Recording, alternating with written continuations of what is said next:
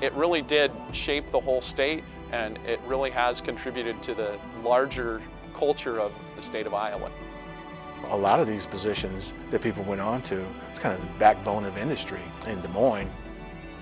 For the past 95 years, AIB has changed with the times, changed as business has changed.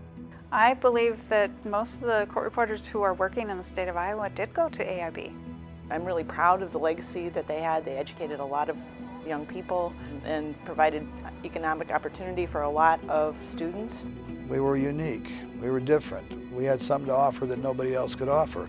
I think that's the greatest accolade you could give to them, as they fostered some very good leadership. Over AIB's 95-year existence, it had a wonderful ability to adapt to what the community really was seeking for its graduates. It had to evolve to survive.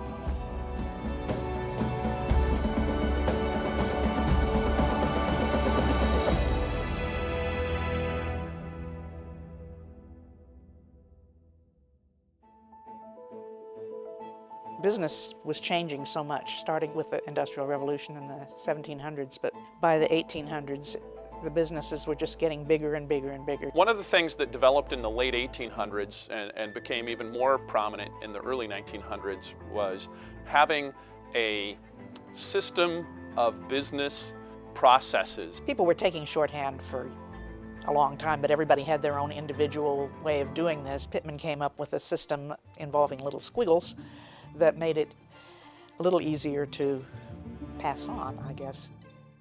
Frederick Taylor had come up with the idea of Taylorism, and that you need to be scientific in how you're operating a business. And one of the things that tied into that system then was the professionalization of secretarial skills. And they needed large numbers of people to run the businesses, so they needed lots and lots of clerks. Being able to use a typewriter, to take shorthand, being able to do that in a systematic way and understanding the shared language of that technology was really critical to running an efficient and modern office. And that's something everyone bought into in the early 1900s. Businesses got bigger and bigger and bigger, and they needed more and more of these clerks.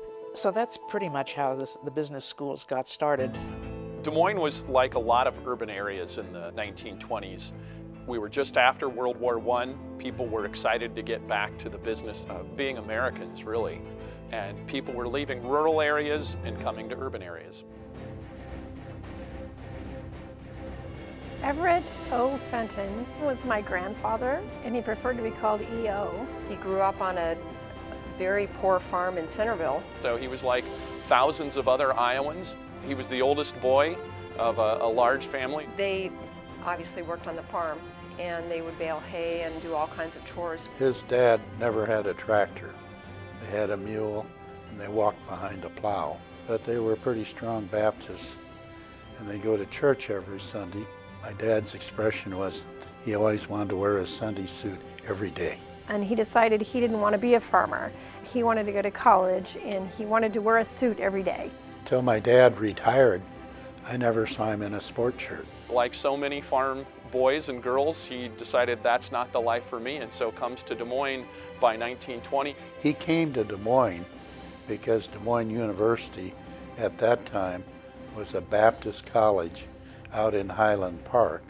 Starts taking classes and says, I like life in the city.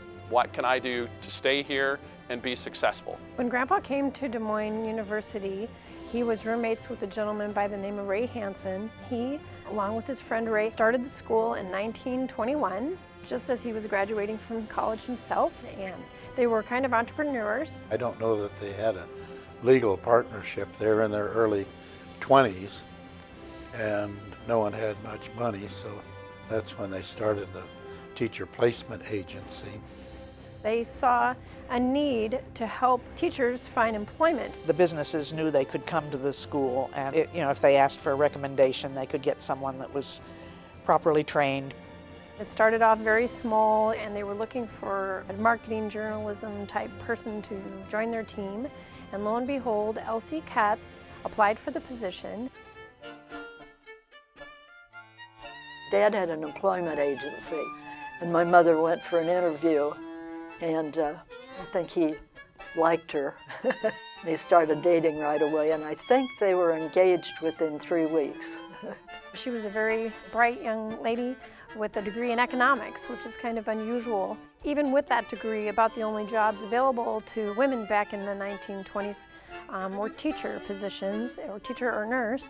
Most women, their choices were marriage, maybe school teaching. Even the poor women, maybe in factories, they could work in factories on the lower level, running the machines.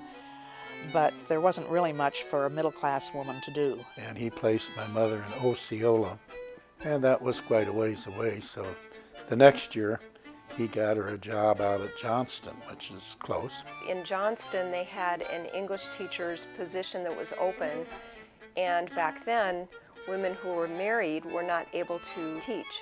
Apparently, it must have said you had to be single, because they hired her in April, and then she had to go back to the school board in June and tell them that she was getting married in July.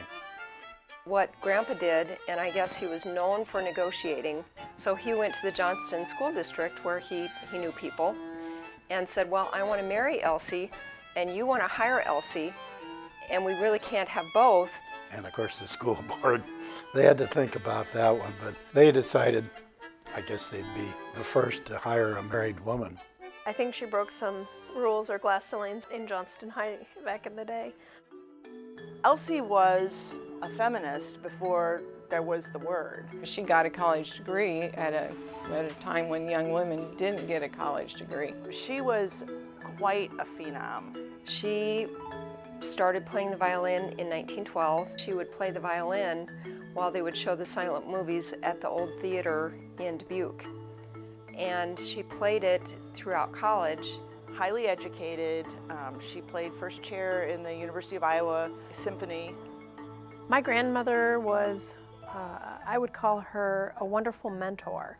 Education was everything to her. She wanted to know all the time what your goals were and what you were thinking, and she encouraged us to do everything we could. They weren't allowed to work so much, so she ended up working her way up in all the organizations that she was in. Mother also was active in the Seroptimus Club and was president of the Des Moines chapter, and then became the international president of the Americas. She was very leadership-oriented. She started the Alpha Iota sorority, and it's still a sorority today. After AIB became a residential school, my grandparents thought it would be a good idea to have a fraternity and a sorority. I believe it was in the 50s. She had like 50,000 members with chapters all over the place.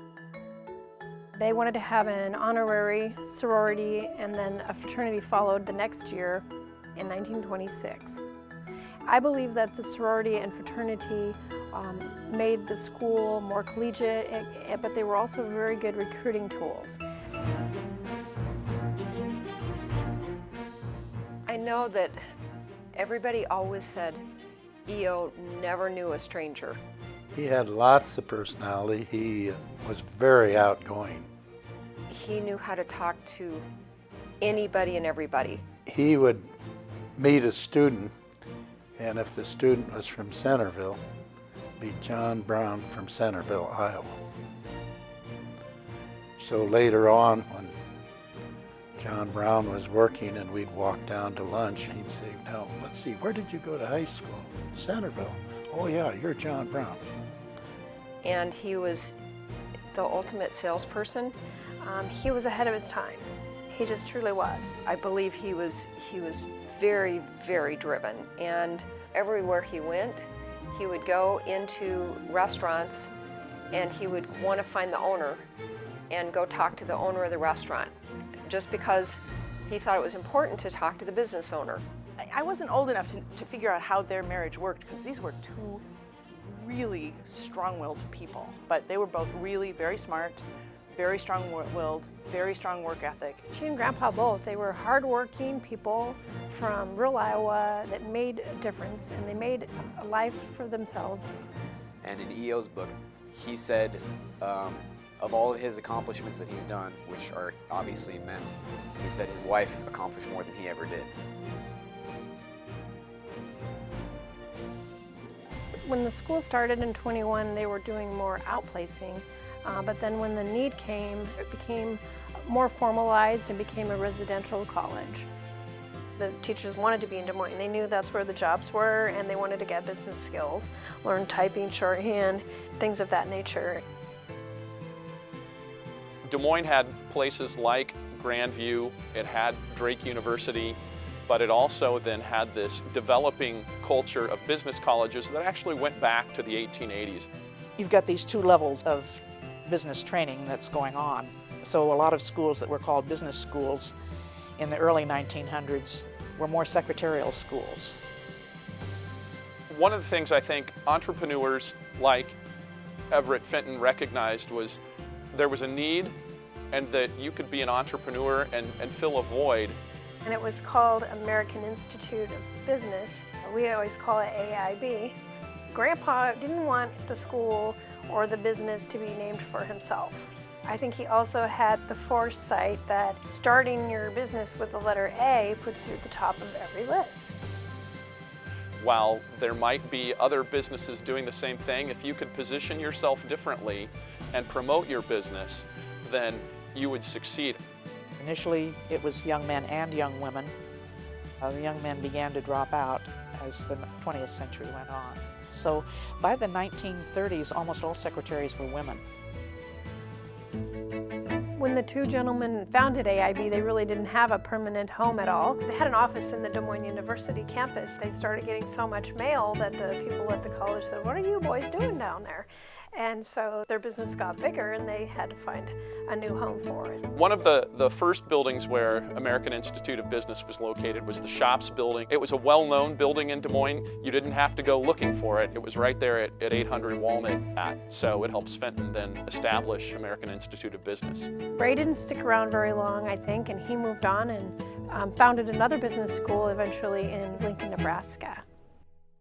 In 1925, they leased space at the Victoria Hotel.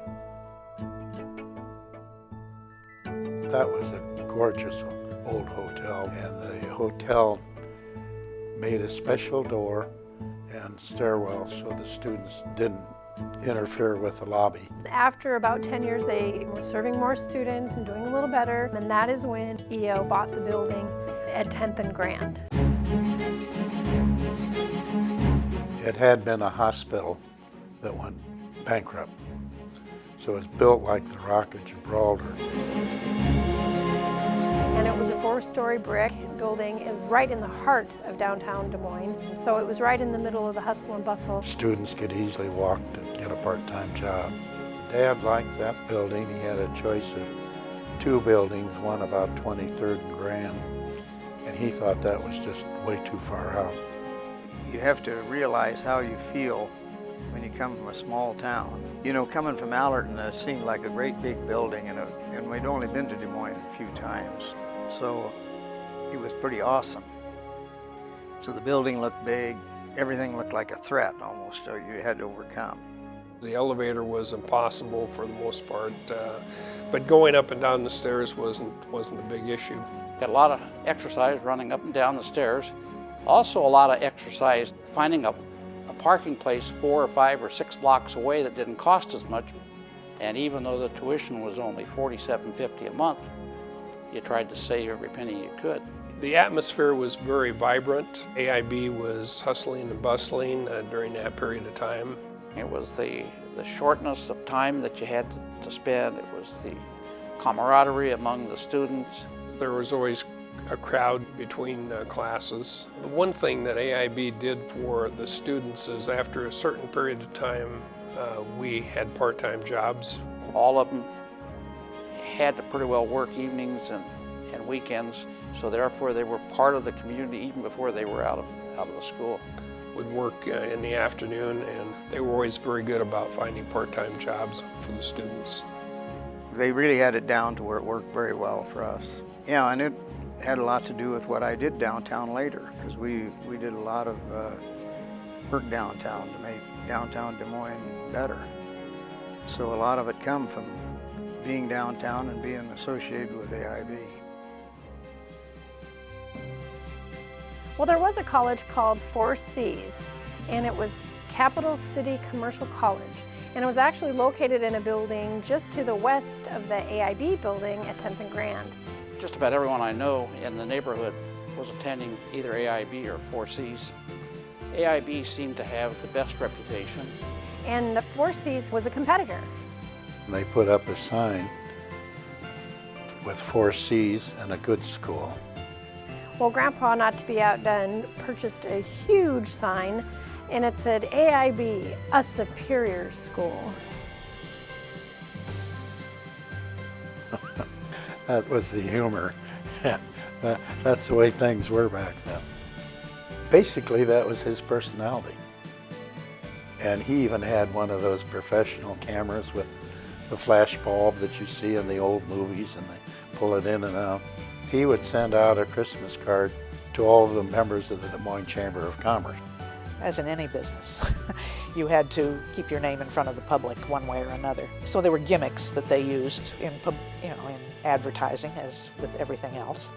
The better the president of the school was at this sort of thing, the better it was for the school as a whole. When Fenton started promoting AIB, he really did work to get the school's name out across the state. They were promoting themselves in newspapers. They later then would place advertisements listing what type of programming they had. They had a radio sextet that performed in the late 1920s, so you heard them on a statewide radio network. We heard about AIB and heard that it was a good business school, and that's why we came there. Otherwise, we might have went to 4 Cs, or we might not have went at all. One of the other things that Everett Fenton did was he created an amateur athletic union women's basketball team that was highly competitive. The AIB women's basketball team were really famous. They were kind of like the female Globetrotters, and they traveled around the country into tournaments. It started for recognition around the state of Iowa. Back in the 30s and 40s and 50s, there was no intercollegiate athletics for women. So it was AAU. At that time, the two-year college played high school teams, they played club teams, they played semi-professional teams. They literally went all across the country. The AIB team would go out and play against the high schools, which would bring out the families, and before you know it, the brothers and sisters and other people would be coming down to AIB to go to school. For a business school to have any kind of sports was probably an unusual thing, but they had hired a coach named Reuben Bechtel, and they called him Beck. We had teams back in the 40s and early 50s that were really, really good, and they traveled around the country. They won tournaments. It wasn't a conference, so to speak, but a majority of the tournaments they would play in, I mean, they won a lot of trophies for that. I think it was 18 All-Americans. And obviously they were quite successful, winning championships here and there, and fit very well in with court reporting, I think, and the accounting program. I'm sure it was a way to attract more students. The school at that time was predominantly, overwhelmingly women, and they had steno programs in high schools at the time and shorthand programs. So that had to be a great opportunity to recruit students, especially into those type of administrative programs. I remember going with my dad, but, well, I had a little girls' basketball uniform like theirs, little felt pants and jersey top. Coach Bechtel would often take them around. They had a Woody station wagon, and they would go. They always made it to tournaments, and the tournaments were usually in St. Joe, Missouri. At one point in time, they went to Mexico on a trip with their coach, and talk about a long drive from Des Moines to Mexico. It went on then till 1952, when actually the rules began to change. And the rules on the number of competitions, particularly for high school athletics. I think there were a number of factors why they closed down the basketball teams, but it was harder and harder to set up a meaningful schedule if you didn't have teams to go against. And so it's a very interesting background when you talk about athletics at a small two-year institution in Des Moines, Iowa back in 1929. AIB was a business school, and so the curriculum began and developed. It was a lot of secretarial type training. And so there was shorthand, and then a few years later on they added court reporting. And back then it was called stenography. And it was a very important profession because everything that happens in the court has to be recorded and has to be recorded accurately. My dad envisioned his graduates doing bigger things. And somehow or other, my grandfather got a government contract to train 1,700 typographers and stenographers. Wartime often increased the demand for clerical workers, particularly women, because you would have these huge contracts and they would suddenly need thousands of additional clerical people to run the offices that were running the war. AIB had a contract for 1,800 clerk typists and secretaries. Every time there was a war, women's opportunities, particularly in the clerical area, expanded because the men went off to war. And they brought a lot of people into town for a short course, very short, intensive course. They went to AIB from 8 to 5, 6 days a week. I understand it was a little difficult getting teachers that would want to teach for that long too, but somehow they made it through and trained a lot of these folks that ended up in civil service jobs. And of course, they become famous when the surrender of the Japanese on the USS Missouri, the court reporter was an AIB graduate. So they had a lot to brag about. Back in the 20s, 30s, 40s, 50s, there were business schools in every town just about. Grandpa wanted to differentiate. He just thought, no, we have to be a real college. Well, my father always felt if you're going to be a college or a business college, you needed to be nonprofit. It started as a College of Commerce. It was a profit organization. Across America, there were lots and lots of them. Majority of them were family-owned businesses. They were for-profit schools. AIB was one of a few that were nonprofit. The other Iowa schools, there are 13, they were all proprietary. So many people thought AIB was proprietary too. They operated as a business, not necessarily a profit-motivated business, but also a business more than anything else to make sure that there was long-term viability of the school. Nonprofit doesn't mean you don't have a profit. You have to have money, obviously, to expand and to grow. So the excess revenue just goes back into growth and to help grow the school. Of course, my father, who I'm very proud of, he really did a good job of that. So EO and Elsie had 2 sons and 2 daughters. Marilyn, Jan, Ron Fenton, my father, and Uncle Keith. And all 4 kids grew up here in Des Moines on 56th Street. Grandma was home raising the children while Grandpa was down at AIB. She managed to do a lot of her work back and forth. So typical working family. Just a really great life together. Well, it was fun. We had bikes together and we always ate dinner together at 6 o'clock. We would talk and they'd ask questions about school and the normal things, so it was a good way to grow up. Education was very important to my grandparents, and so especially grandmother just instilled it into all of her children. She insisted that they all know how to type and have basic business skills, so she taught them to type. All 4 of their kids all came to AIB. They all had to take typing. My dad went to William Jewell College for a year, and then he joined the Guard at some point, the Air Guard. He eventually finished up his degree at Drake University. In my junior year, I had classes only in the morning, so I would go work at AIB part-time. We had no dormitories, so I became director of housing. I knew all the landladies in Des Moines, I think. Grandpa had been training my father a little bit. Even though Dad was really young to become a president, he had graduated from Drake. He had been working at AIB. Eventually, the story goes that Grandpa just wasn't well, and they said maybe Arizona heat would be good for you. And so he decided to retire and tossed the keys to my father and said, "Here you go."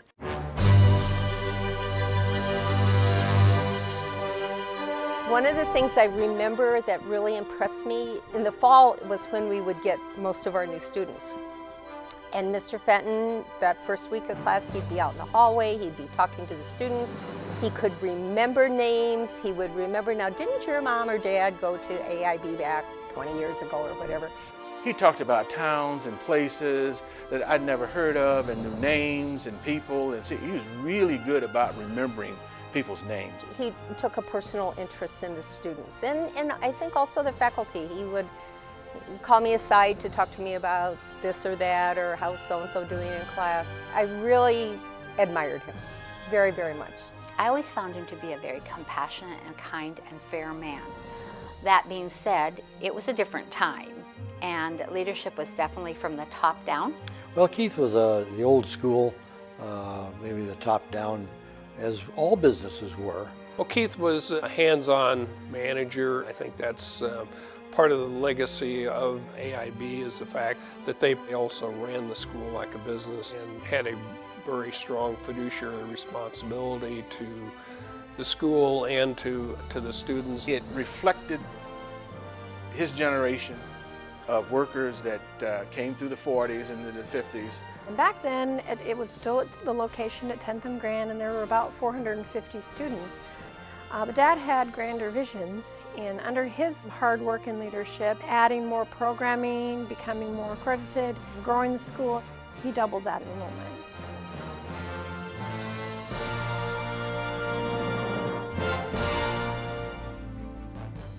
In 1965, we were at 10th and Grand, downtown, and there were business schools on every street corner. Basically every town, Fort Dodge, Mason City, they all had a business school. And the community colleges. That was the advent of the community college movement. And of course there's a community college in every county. What made AIB unique in that field of two-year colleges is that we continued to grow at a time when we shouldn't have. At a time when most business schools were phasing out, closing down, AIB was growing and taking on that challenge. We were growing, our reputation had been established, but we continued to expand on that reputation. To have a business school in the heart of Des Moines was the perfect place because the insurance companies were coming up and Bankers Life was coming up, which is now Principal, and they were needing workers and the kind of workers that we trained. Des Moines in the 1960s, the downtown area was a typical community that was starting to see some tarnish. It was prior to the time when major corporations started, in effect, reinvesting in downtown. One of the things I think that Keith Fenton recognized was that if you wanted to grow the college, you needed dormitories. We wanted a dormitory because we wanted to be the landladies of the campus. He knew that we needed a presence outside of downtown, and he also needed to accommodate the housing for a lot of these farm families who had their mostly daughters coming in from very, very small towns in the Midwest. I'm actually from North Dakota, and there's a school in Minneapolis, but there were not dorms. And my parents were like, absolutely not. You're not moving to Minneapolis without dorms. And so I checked out AIB. That's why I came here. We moved out here over Thanksgiving in 1972. And so it was downtown and then Fenton Hall East, and they would bus the students on an old school bus back and forth. I bought the bus. It was painted red, white, and blue and had AIB on it. And Dad Dalton, who was the house father at Fenton Hall, drove those students back and forth. Out here, which is convenient, there was parking, there was the ability to build the residence halls, and he made them apartments, which was one of the first schools to do that. When they built Fenton Hall down there, they were way ahead of their times. It's apartment-style living, which nobody had, and they built those in the mid to latter 60s. We call them residence halls, and dormitory is not a good word to describe them since they all had 1- and 2-bedroom apartments, bathrooms, balconies, private kitchens. Having dormitories located there then was a logical extension to eventually move the campus there. That then created a new rebirth of AIB. Board of Trustees and Keith Fenton bought this land out here in the 60s and built the dorm, then built the administration building, and it grew and grew and grew, and continued to be successful in spite of, you know, everything that you read. So I think that's unique. I think the word of mouth and the reputation is really what kept AIB going. Alumni would recruit for us. People would send their friends, people would send their brothers and sisters. Well, it was still a top-down type of arrangement in the 50s and 60s. Greg Shorthand was going out, the manual typewriter, the manual full keyboard adding machine was going out. The electric typewriter was coming in. Downtown, I don't know how many rooms we had full of standard typewriters. The IBM salesman came in and said he had a Model B that was really the start of their electric typewriters.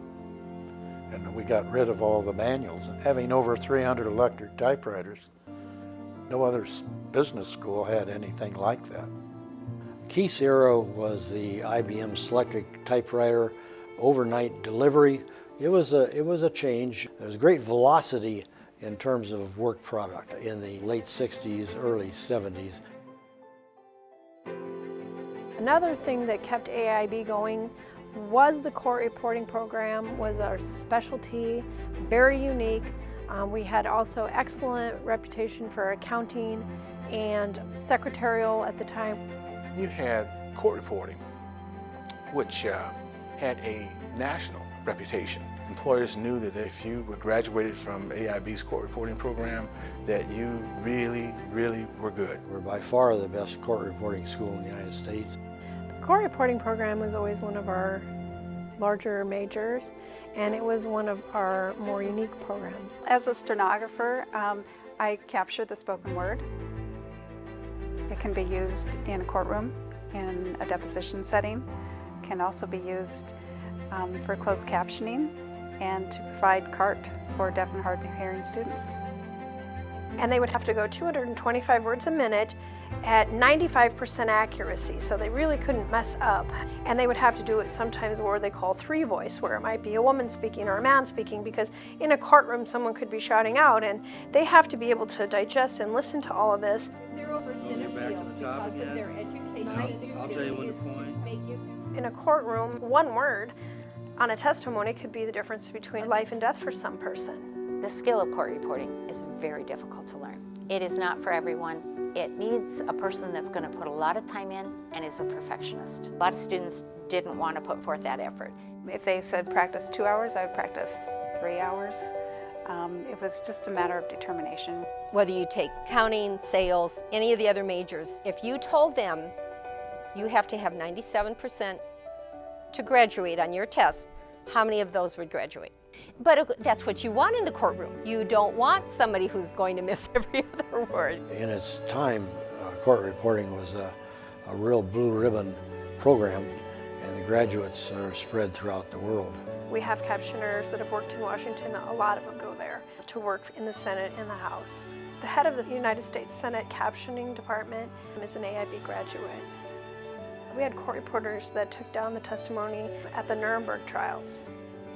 The students were such good graduates that people everywhere, companies everywhere wanted them. They were just the cream of the crop. The major thing was you had court reporting and you had accounting, and those were the two strongest programs.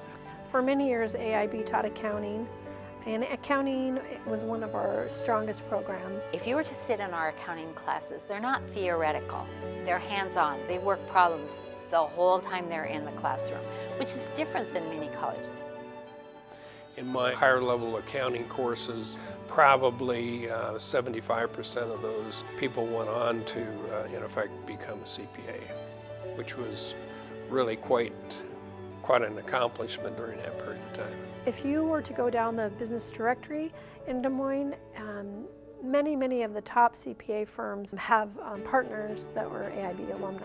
And I think AIB had a wonderful reputation in Iowa. It just had such a high level of recognition in the community and around the state.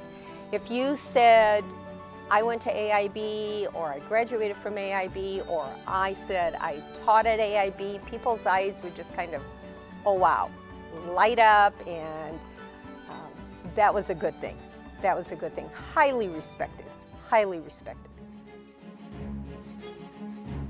I believe AIB's always been known as very nimble. Under Dad's presidency, he tried a lot of neat new programming, new curriculum, but he was always thinking about the future and what the future needs might be for the employers. Keith's hand style was very much a hands-on sort of person. Unlike a lot of college presidents, he did not confine himself to his office. He was leaving his office on a regular basis, going out in the halls, visiting classrooms, talking to the students. He will say that his father knew everyone by name and that they would walk down the street and Grandpa had a way with names. Well, my dad has that same way. Mr. Fenton was very concerned about the students and really wanted them to get the education that they paid for. You know, as they say, the good old days, it was nice when you could do what you thought was best for the student. In those early days, if you were missing classes, he'd either call you in and then also probably even call your home. Dean Wells would let me know that Johnny wasn't going to class and his grades were falling, and I'd talk to Johnny. After that, I don't know, I just thought the smart thing to do was to call them parents. His parents were paying for it. I think it was the parents that said, "You're going to go back to class." And many of them did. Not all of them, but many did. There's a real significant retention rate at AIB, which is one of their strong suits, and one aspect that the parents at home really liked. Then the government put in the Privacy Act. The parents paid the tuition. I met them. So I broke the law for a few times, and then I figured I didn't want to go to jail, so I quit doing it. That's kind of what the campus was like, and it stayed that way for a good long time. Mr. Fenton and Mr. Opie ran the place, basically. Some of the things we did reflected with the business community, and that was that we wore suits every day, basically a dress code. They had it in the 30s, but they just did it. But in the 60s, we had the 4 A's: academics, attendance, attitude, appearance. They were serious about that. And the dress at the time, men had to wear suits or sport coats and ties. You had to have short hair as a male, no facial hair, and that was the same for students here too. Back then, you dressed the part, you looked the part, you learned the skills. I would say AIB was very, very conservative. It was very structured. One time, I just had been here a couple weeks, and I thought I was cool back then. I'd have my tie down, unbutton the shirt and all this stuff. And so one day I come walking in here, Mr. Fenton sees me, walks right up to me, grabs my tie, pulls it up, turns around and walks away and doesn't say another word. And I kind of got the message, you're supposed to dress like a professional. We're a business college. It was a business college, and you were there to get an education and to go out and get a job, and that's what AIB did. One time we had a student come in and he did fine on the test. And Mr. Shively was the director of admission, and his hair was like this. And he said, "You got to cut your hair." Well, I'm not going to cut my hair. So he went to the newspaper. They had a picture of him in the newspaper. But we're business, and we're teaching business. We want you to be successful. So the following week, a half dozen employers called and thanked us. If we would graduate, let's just say for the sake of argument, 100 students in secretarial, we would probably have 300 openings. Couldn't begin to fill the openings that we had. I can tell you about the 80s and 90s, and those were golden years too. We had high enrollment, 1,200 kids. I mean, we had plenty of students. We had no trouble placing them. Recruiting was great. And it was the good years. Sometimes people didn't understand AIB. We were a 2-year college, not a 4-year college.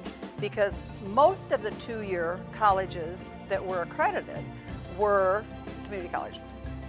And we were a private, not-for-profit, independent, 2-year college of business. Where do you hang out? You know, you're not a baccalaureate, so you're not a 4-year school yet, not a community college, not a for-profit college, but an independent 2-year private, only one like it in the state. Well, we didn't have recognized accreditation for a long time, and what I would tell you is we didn't need accreditation. Reputation was your accreditation. So we worked really hard to explain the AIB story, promote. He did an excellent job. I got an NCA book on accreditation, and one of the requirements, as I recall, you had to have 30,000 books in the library.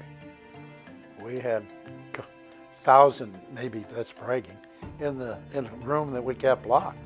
The textbooks were your library. If you had a county, you did a practice set where you did the work. So I figured, well, that's not us. But they had a lot of good things.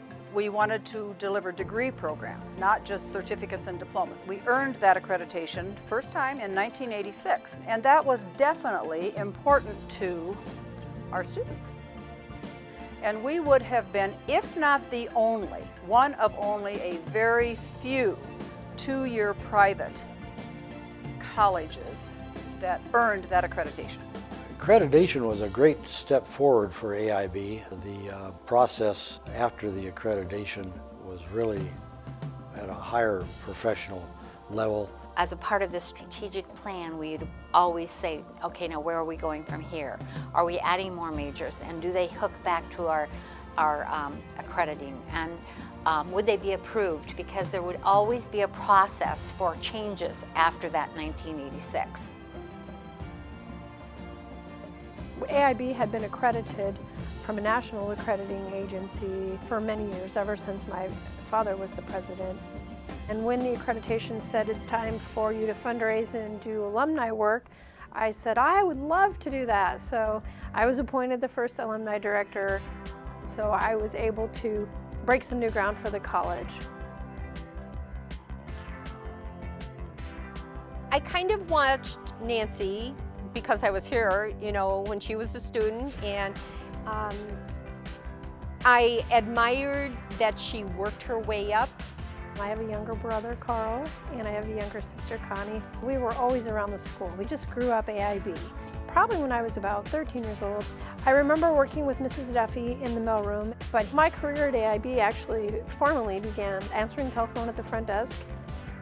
When we had a receptionist opening, we hired her. So I worked my way up doing more things. I'd really enjoyed working for my father. About 1998 and 99, Keith was wanting to retire.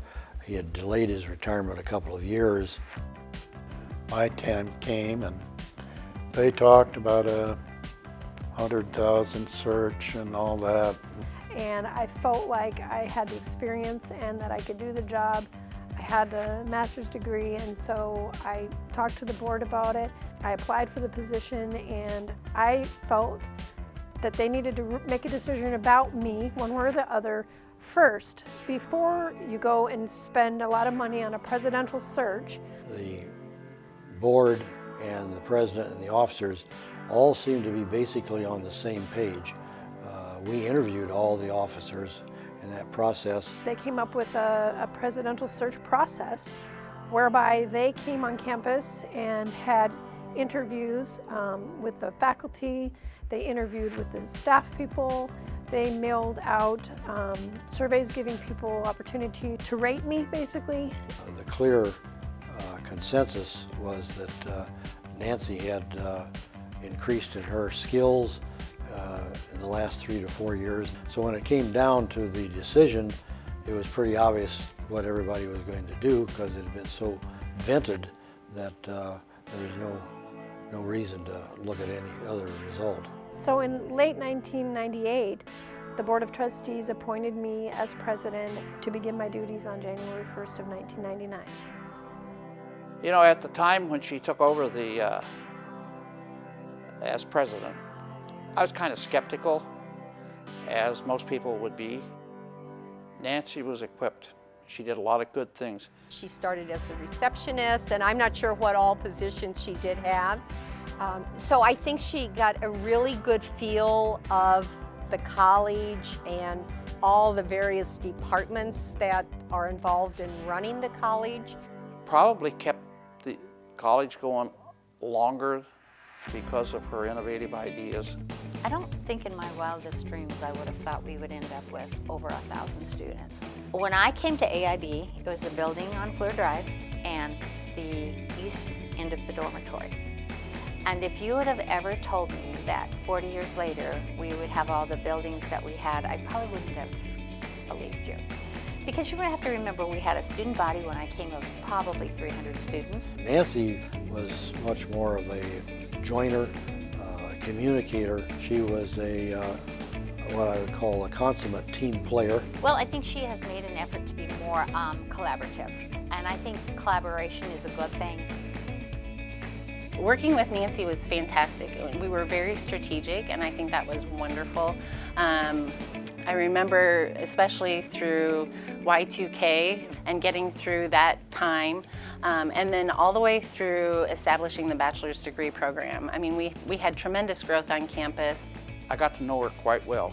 She showed up at a lot of our shareholder meetings also and become kind of a mentor for her. And actually, she's kind of a mentor for me too.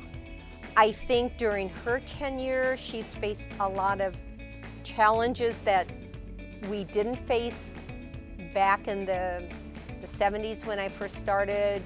She kept the campus very updated and a place where students wanted to be. And she really kept the students at the center of all of the decision making. Well, during my presidency, we really changed the curriculum a lot, and we added the online education. Then we decided that we wanted to offer baccalaureate. We pivoted and we became not only just a 2-year college, but a 4-year college. And we had continued to adapt over the years, and that's one of the reasons that we had such a long history in Central Iowa. The college has a strategic plan, and that was always looked at. And we had to look at our programs and say, what can we do? Should we do this? Can we do it? Can we do it well? Once we knew we could do it well, then we let the changing times dictate kind of where we went. Having the 2 degree approvals for an associate degree and then the baccalaureate is a better plan for business students. We heard parents saying, you know, we want our son or daughter to have a bachelor's. How could they get this after their associate? That pushed us to get the bachelor completion. And once we knew we could do the associate and the bachelor completion and could do them both very well, it was a baby step to doing the bachelor's degree. If you want to get a degree in business, come here. And we'll do it quick and fast and get a good education. And the nice thing about that was you get it done in 2 years and 9 months. Because if you went straight through, I mean, that's a real cost savings. To be a really state-of-the-art business school, you have to keep up, and you have to keep up with technology. You also then had a computer revolution that was taking place in the mid-'80s that really took off by 1995. In the early 2000s, we really started embracing online education. We had a lot of strategic planning going on, and we knew that this was going to be something very important in the future. We started our online classes in 2001. In 2003, we had our first accrediting for the associate degrees, and in 2008, we received accreditation for our bachelor's degrees. I'm really proud of my cousin, Nancy Williams, who's led us through a lot of stormy times. She's been a visionary. I don't want to say that she was the best of the 3. I knew her well because of our experience together. I thought she did a wonderful job at AIB. She was well into fundraising before I retired. The Activity Center was under construction. As far as the campus growth, Probably the most exciting thing to me was when they added the activities center. We had no place to have our activities. We rented gyms away from campus and transported students. They built this facility in 1999 that we're sitting in right now, the Activity Center. It's equipped to do some hosting of some other kinds of events besides athletics. It really added a new dimension to student life on campus, and it brought so many new opportunities. Even the fact that we were able to have our very first official graduation on our campus. One of the reasons that we decided to add competitive athletics at AIB was because we had the most beautiful gym, and we just thought we could have more use in the activities center. I'm sure that the decision makers here said if we're going to survive and attract students, we have to begin to evolve and once again reinvent ourselves. Competition got pretty intense by then. It was starting to get intense in the latter 90s. After the AAU deal closed in '52, we didn't have any sports. They had intramurals and things like that. And that fall of 2007, well, fundraising advancement, we thought it might not be a bad idea to start a women's basketball program here because of our heritage with the AAU women. With the idea that, from a marketing standpoint, we'd get a spike in enrollment, and we'd get some interest going and build some camaraderie on campus. The very first sport we brought back was women's basketball, and that started competitively in 2007. Our goals were to increase enrollment. It certainly did that. Our goal was to garner some camaraderie amongst the students and a sense of community. It did that. We brought in more sports. The first year was 2007, 2008. We started women's basketball and men and women's golf. And we were playing in the junior college league, the community college league. Our golf teams were always good, by the way. Then added the men's basketball, and then we had also volleyball for women, and we had men's and women's soccer, and baseball and softball, and bowling. So we had quite a ride there for a while with our athletics. We were just on that journey of getting people identified to this institution that has four-year degree programs in business and athletics as well to make it a well-rounded experience. I don't know how I can possibly list or thank all those students that participated in the sports, but they made us very proud.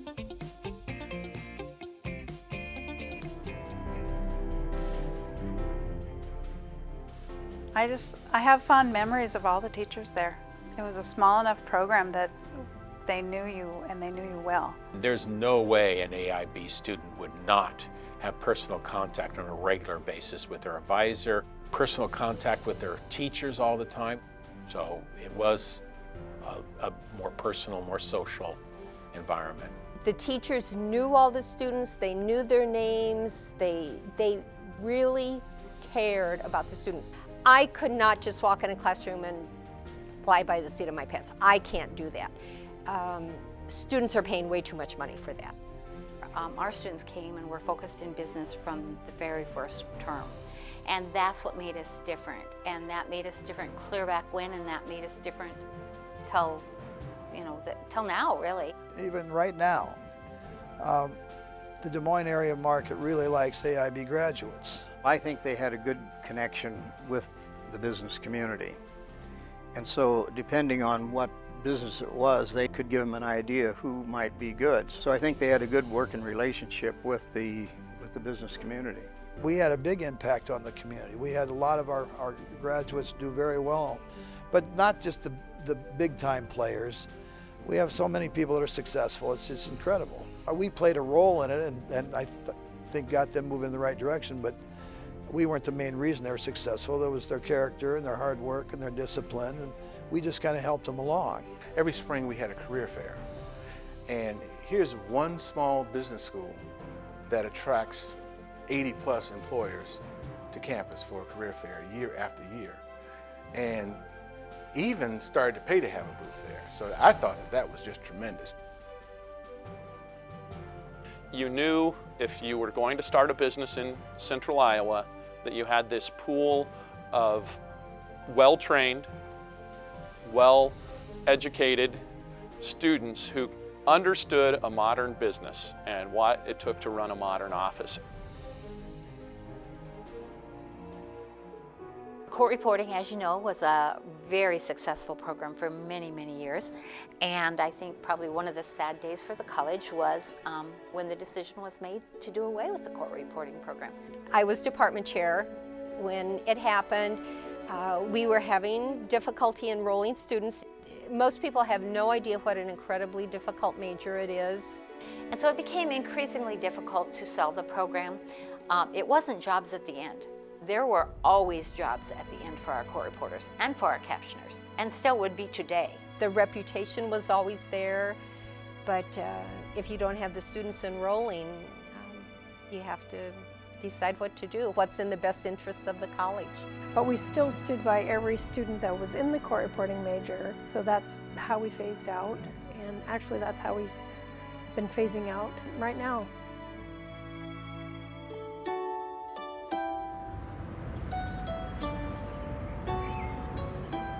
Education is so costly, and private education in particular is even more costly.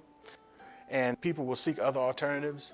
And if you're not going to go out and borrow, a lot of money, at some point in time, it's decision time. We vetted all the options. When it appeared that we had adapted to the point that we didn't see other ways of adapting our model, we looked at the possibility of closing AIB. We found ourselves at a point where we had no debt, so you could go one way or the other. To keep growing, you would have had to go and take some long-term debt, and we just didn't know that was the right thing to do. And we also didn't feel it was right to increase tuition on students. We made the decision at that point to seek out this relationship.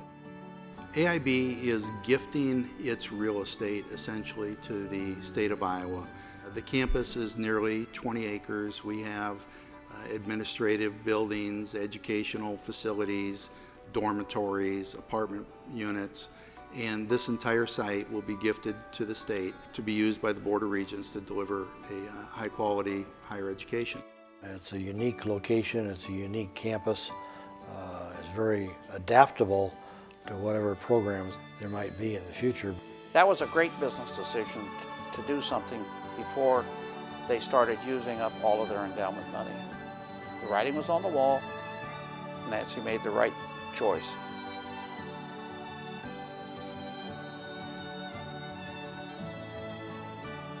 For the past 95 years, AIB has changed with the times, changed as business has changed. It was known for providing quality workers, particularly in the Des Moines metropolitan area, and extended beyond that as far as court reporting is concerned.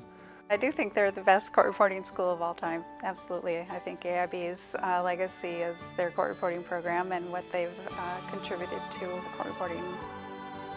I believe that most of the court reporters who are working in the state of Iowa did go to AIB. And I believe that that's their legacy. I mean, they created the court reporters of the state of Iowa. You had rock solid programs like accounting, probably known for accounting more than any other. Some of our business leaders graduated from here. All these people, whose names we don't know also shaped our state and shaped the Midwest and went out to do also positive things. But there are some well-known AIB graduates who really, have shaped our state in major ways too. I think that's the greatest accolade you could give to them, is they fostered some very good leadership. We were unique. We were different. We had something to offer that nobody else could offer. And AIB was very much known for making professionals, putting out students that would hit the ground running, that had nuts and bolts business skills. A lot of these positions that people went on to, it's kind of the backbone of industry in Des Moines. As Des Moines continued to mature through the 1960s, you had AIB also maturing, AIB supporting the growth of Des Moines in a very significant way. And so the two rose together. When you get educated pretty well, which they did a very good job of doing that, then you're prepared to do things in the community and do it better and come up with ideas and so on. So they were a good spark for for a lot of us to help and do a better job in helping Des Moines be where it is today. There was that give and take with the community and what their needs were, and we talked to those. And it worked well for many, many, many years. Over AIB's 95-year existence, it had a wonderful ability to adapt to what the community really was seeking for its graduates. It's well documented. Our early history was one of admin type positions. You'll see large rooms with typewriters. And it had to evolve to survive, and that's the one thing the Fenton family has done an excellent job with, is continuing to adapt our educational model. So being a small little school, we could really tweak our programming and adapt to what the business people would tell us they need. And that kind of goes back to my grandfather way back in 1920s. And so we seriously have done the same mission pretty well for 95 years. Nothing's really changed in that avenue. Originally come here for 2 years, get your degree, and as we said before, then go to work and let your employer pay for it, whether it's online or night. And I think we were unique after we went to the bachelor's program too. You could still get done in 2 years and 9 months if you went straight through. That saves you money, and you could work while you're going to school and not only earn money, but they were professional jobs. But it was a fun time. We had fun here too, don't get me wrong.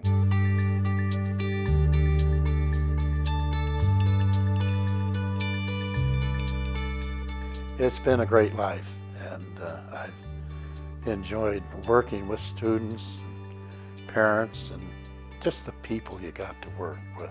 It was wonderful. AIB is just going to have a fond place in my heart forever. It's kind of been a family affair, so as we say goodbye to AIB, I think they can be certain that it's going to remain an important place in many people's lives for many, many years to come. The legacy will live on because of the gift that will be left behind, and hopefully it will continue to benefit students in whatever way, shape, or form. And this is a bittersweet time. I'm really proud of the legacy that they had. They educated a lot of young people and provided economic opportunity for a lot of students. We help kids grow up and become productive citizens. Pretty much that's it.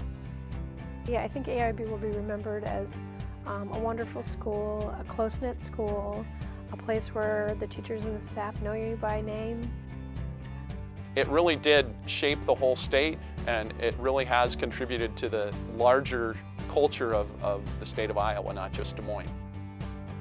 I actually interviewed with EO, and he told me his vision was to leave the state of Iowa a top-notch business school.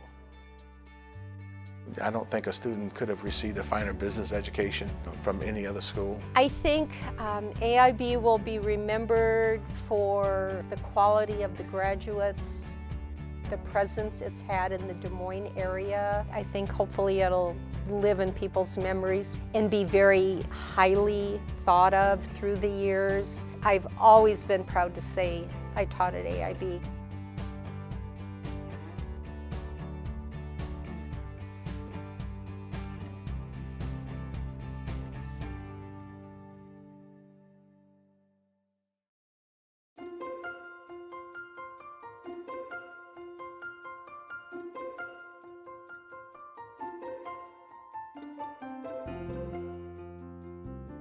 Ralph Wells was one of our accounting instructors. Ralph always started the class out each quarter saying, "Hi, I'm Ralph Wells. I'm from Oelwein, Hazelton area, and that's God's country." We had some house parents named Mom and Dad Dalton. Most wonderful couple that lived in the dorm. Dad Dalton worked in maintenance, and then Mom just did the housing, although Dad did a lot of housing stuff too. One of the questions local businesses would ask was, is Larry Murphy still teaching, is still an accounting instructor at AIB? So, yes, he is. He says, well, could you make sure that you send me students that had accounting classes from him? I was maybe 8 and Lynn was maybe 5. And Grandma got us all dressed up, and we went around Christmas time to go and have our special lunch with Grandma at Yonkers Tea Room, and we're like trying to be good. And the rolls come, and Lynn takes her roll and pops it in her mouth.